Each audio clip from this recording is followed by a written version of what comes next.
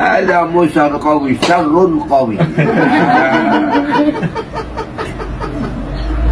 Jadi yang benar itu memang ya syarrun qawi. Kalau qawi itu dari syarr qawi itu dari masyrik. Itu nama kota masyrik.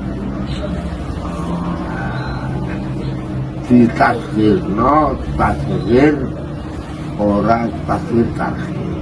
Kalau tasghir biasa al-masyrik ya masyriqin.